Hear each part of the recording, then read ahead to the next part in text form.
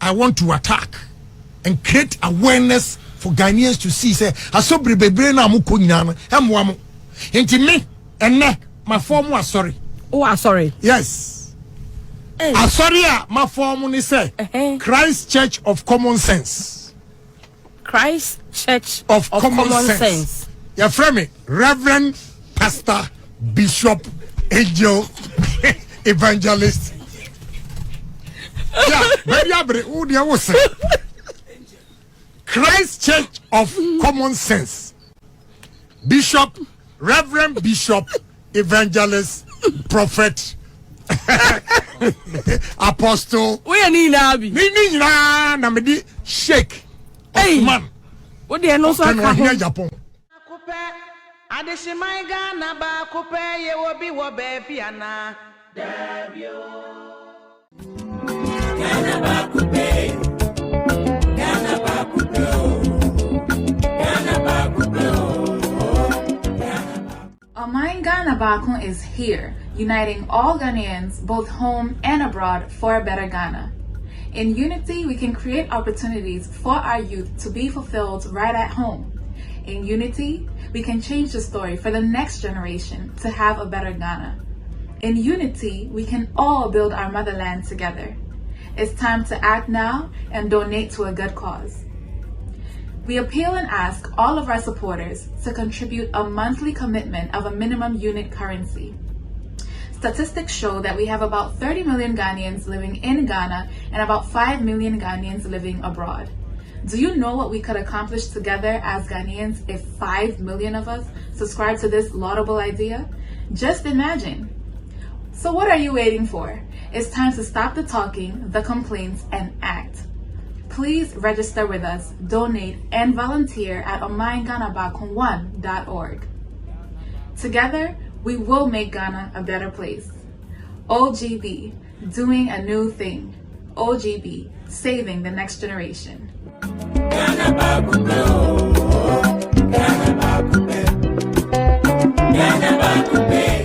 Abusuafo mema monyina akwaba ba Free Mind family mamini kan enkai wo se ene 7 p.m. Ghana time sharp Free Mind family live ejinem den inti abusua bomodin na hye no so se ne be ya ore emfi medi omo asoyasene eye Copadel Amor for say eye engagement wedding naming ceremony anase party bia no ubetimi afre omo na omo aserve drinks kama natural juice of different flavors send be ya ebetimi aspice up the occasion for you abusuafo Reverend Osubempa ede ensem bi atodwa nti moma yentie eye Reverend Osubempa na se wi ase ne amunim no akere madwe yentie Reverend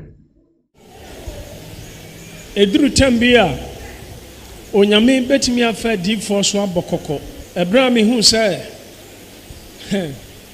Angel ababaji Trump suffer free nsem na 2020 election no Trump ebelusu because me hu say onyame asma Angel I believe say mokai they can dem hanum so many times ama ya kan on my FM ena OK FM ena RTV ena NIT FM I wanna na make us say in fact young vampire na yensumu nyame so na onfa Trump mfom so nche no because nia oba na ye Joe Biden na obedi nkunimu abato no oba odige ensem na eba ti America fo ntie me metuo mufo se mo muntu aba na ma Joe Biden because omutuma na obesoso lesbianism so ni gay na wa yi minister enye we nkwa o ministers ni bebre woye bema wa ware bema wa look at all these things say crowd ya say o maybe a one penny ama berema ware bema na oba ware oba no okọ American embassy a ya ma visa saa o man no ya ma visa ama mo nkọ America eno na nchen America for etama sika saa ɔman korɔ no one penny gay ɛnya de America for sika no bɛma obi da. Now look at this. Enti nkomu tie masem ɛna nkomu to abanama Trump anka we ensi na wonim ɛniɛma sɛ ɛkɔso asase so a ɛna provoke nyame kai Sodom and Gomorrah sodomy ana Sodom ɛniɛma sɛ no mo yɛ ya mo nyame bufu ya ɔsɛe wɔ man no enti sɛ America for Joe Biden de samra we ba na ewiase nyina ɛnam ohia nti na America for so sika nti na omukuta world power nti ujitum sɛne gay wagye atom wɔ man mu na ɔman bia gigitum a onyame ɔtesro no na ye provoke no ɛsɛ nyame abufu show ba asase so ɛno nti na me kan afekra de duru temi na nkrofo di matam afekra de bisa me ma hyɛ nkom sɛ Trump ene be win election no but man kasa na me srem pa ebo ama no na me kasa sɛ monto aba na ma Trump man kasa Trump ebe win me kasa Trump obe lusu Joe Biden ne be win but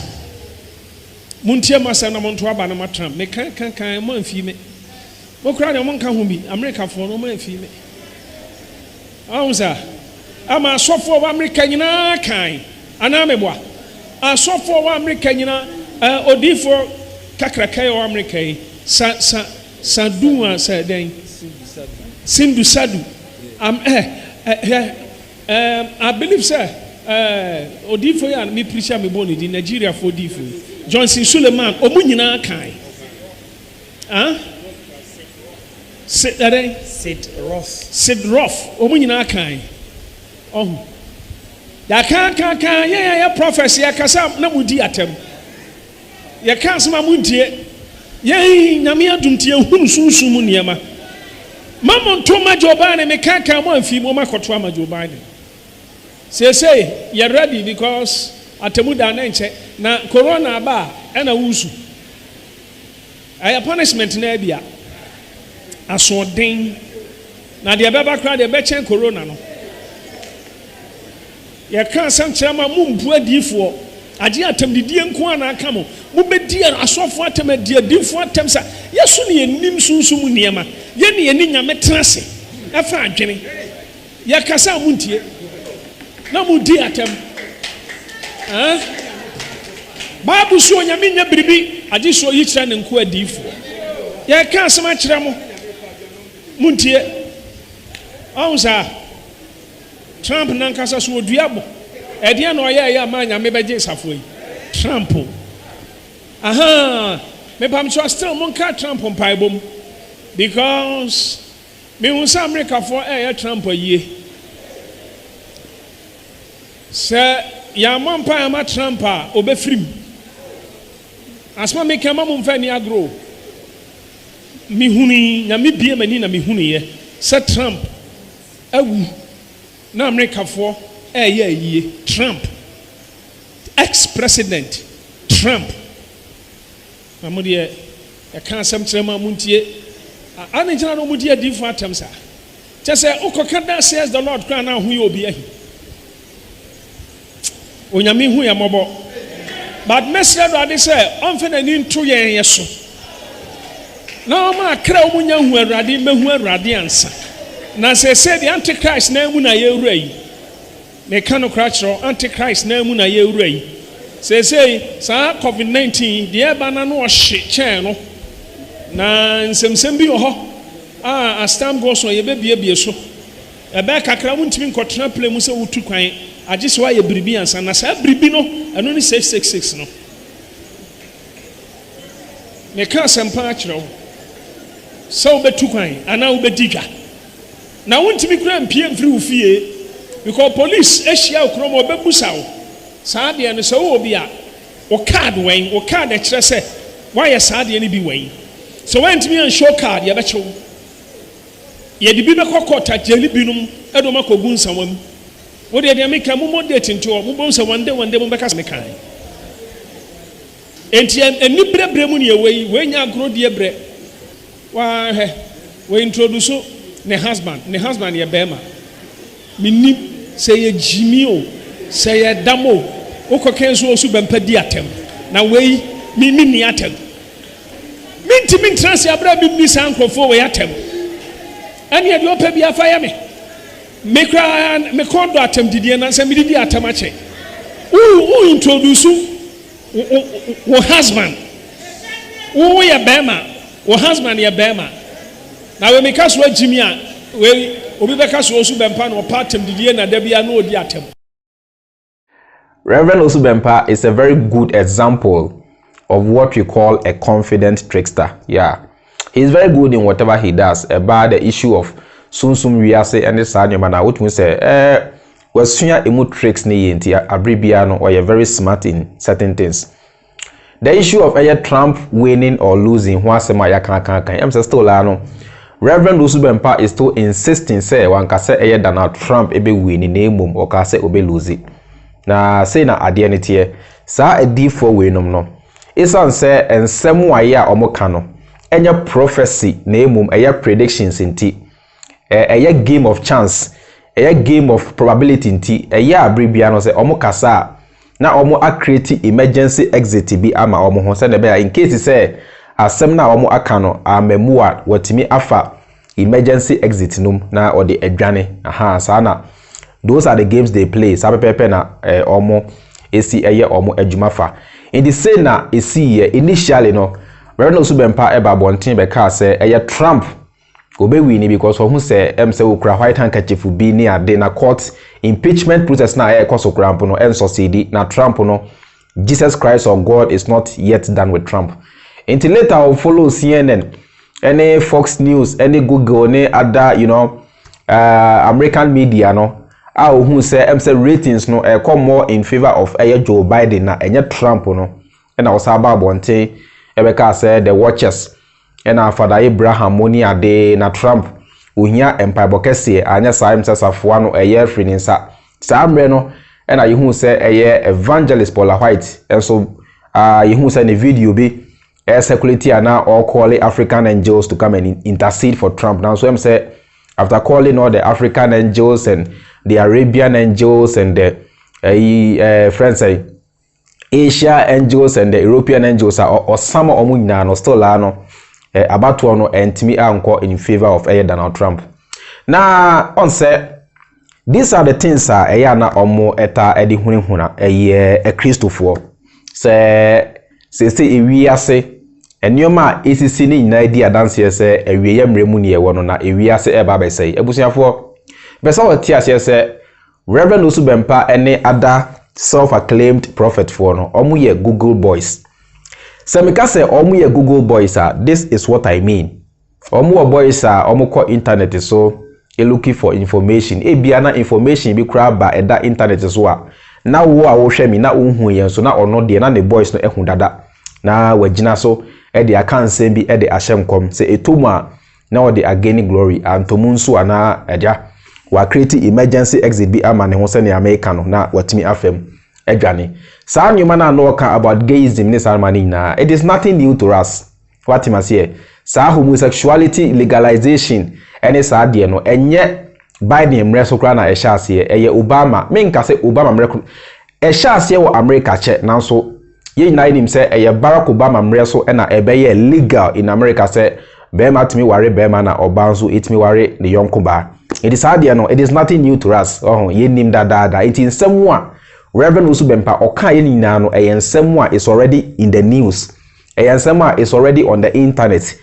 Someone sebi wa dream be you say someone oka ye no di adanse na say kire say oyo di phone no na oyo bia uni smartphone. And now say so was smartphone too so you don't know how to search for information on the internet and now say bia smartphone dey ekura na so na untimi ento ehun data emfa connect so ebusia me say these are Google boys.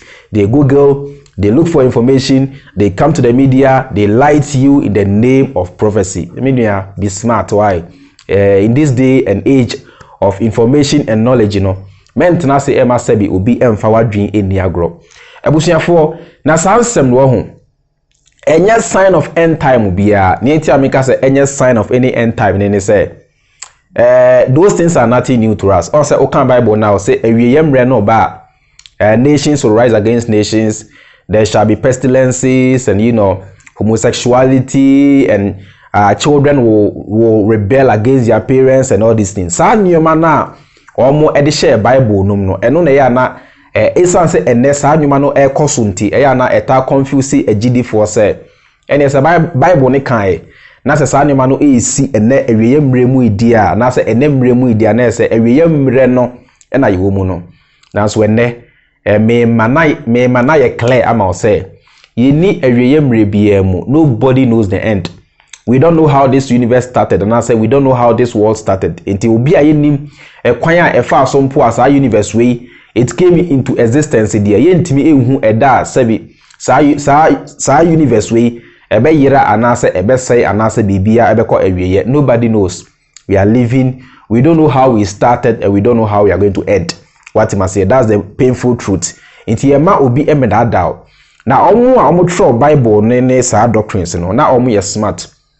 Omo tena se dwenye ena omo hu se saa nyoma no eye homosexuality ena farming ena wars ene saa nyoma no eye part of human life enya dia eto betwa de biara da enti omo nim se even at that time na omo etro Bible no those things were happening ena na omo so nim se da chinso no those things will still happen ena omo de share Bible no because omo nim se sanitibia even in the next 3,000 years to come those things will still be happening and those things will still be in existence. The omo de share Bible no eno na ya a confuse amount for say once a Bible ne kan ya sa de no so ACDNS we are in the end time ebusia those things are nothing new entokwa ho dada homosexuality ho dada rebellious children ho dada farming ho dada sa nyima na Bible ne kan ho asem indicating end time na enoma it has already been part of humanity from the word go. What must say nti abusia ema obi entum futrom wani ema sebim preduasan obi ena adaw ema reverend osu bempa ona adaw ema no ento emfutro enwu wani. Now even according to your own Bible crampo no homosexuality already existed in the days of Sodom and Gomorrah. Now homosexuality no ewo ho nti no it is nothing new under the sun. What must say na say ye legalize say be man ne yonko be me radem na say one ne yonko be man no ebeda me no mienu ye ni hobby. We don't have any control over those things. What must say legalizing and not legalizing crampon oh yeah then sa de no e koso and there's nothing we can do about it. Whether we choose to legalize it in Africa or we choose not to legalize it, it is something that is happening. People are doing it in their private bedrooms and what have you. Yeah, sabi untimi enko nko cheno mani yeye na untimi so install CCTV in Obia demo send ya Obia ya one demo bia and send a government to know what is going on. There be it is hard any day. We can't, we don't have any control over it. What am I saying? We don't have any control over it. Now say Reverend Osubempaka says idea no a sign of end time na echese anase sa idea no na ya na ema nyankopon ebufu ewiase dia ene ma mbisa o say homosexual mo na mo se say nyankopon na emaba enti homosexual na ya wo no eye hwan ne de sa akwada no eto yefunu no tiemiye o mo na mo se say nyankopon na emaba enti say ya wo obi as homosexual a sa akwada no hwan na ede ne to sa yefunu no eye mo nyankopon bo sa homosexuality no enam hwan so na ebe awiase obeka kire me se bonsam no eye hwan na ebo no obeka kire me se nyankopon enti ewiase bra ye bre ene boni adoso ene ohawa ye na mu nyina no according to your doctrines who is the cause of all these troubles eye mu nyankopon enti se bonsam jambi o ha me no mienu ene sa nyankopon na ye ka ne ho asem no hwan na nko se ye de no eto sa bonsam jam no mu nyankopon no because he is the greatest enemy of mankind. What am I say? Very simple. Minianom. What am I say? Very simple. Is the any son of end time? And yes, we bear money or bear money or bear my dad, say or bani or bad dane say nyankopon bo fu wiase ni na ya tro ni na no fairy tales ni na no nada ni na no ensem bia en hodi substance bia en hodi water bia timi amuntumu na mu yimadwe mfiri so. What somebody chooses to do with his or her life should be none of your business. What am I say? According to me, what somebody chooses to do with his or her private part should be none of your business. Provided say near ordinary body no and how or can be so. What is your problem? The only time you and I should be concerned is ebia nipa no kwanya onam so a ordinary body yes adie no ebia hayen dia. Then we have the right to complain. Now, so what the person chooses to do with his or her body, no say, and how many a crime be so there? Then why should we be so worried about somebody going to sleep with his fellow man, a woman going to sleep with her fellow woman? That, according to me, that should be none of our business. That should be something that we should not even be thinking about. Ghana, we have so many issues. And yet, homosexuality, any gayism, and a nipa or Ghana, any mismanagement, any yare, any sebi bad infrastructure, any bad governance, and a nipa or Ghana, and yet homosexuality. Oh, intimuma. Yen concentrating on your problems no na yen yisa ena abrofo no force say yen legalize gayism ena abrofo no yes na abrofo yen fasa ni man nto nche na yen concentrate on development. Abrofo no say if they are discussing homosexuality omo drew a stage in development sabi ekom ni omo poverty has been reduced to the very minimum. Now so many you know yet how to even eat 3 times a day cry a problem aye yet you focus on building our lives. You focus on trying to grow our countries. Yet one homosexuality as what somebody chooses to do with his body and I dream home. Meaning irrelevant according to me. Learning how to move this country forward. Learning how to reduce unemployment. Learning how to reduce poverty. Learning how to put up hospitals and schools and good roads and improve on our situation. I emphasize where homosexuality and I say lesbianism ni gayism some no ento nchen eno no intimi my or kwan bia so no me hu say irrelevant matter irrelevant talk who here for now. Let us concentrate on the things which will add value to our lives. Say very simple tebusia for mama ye ni na ho say na moving forward a day for binum and I say asofo binum to say reverend also bempa omo intimi enkoso e na da ye biem. It's as simple as that. It's as simple as that. It's as simple as that. Me do as say wahwe me. My name is George Freemind and you're part of the Freemind family. And see you in my next video. Have a nice time. Have a lovely day. Peace, bless up. Bye.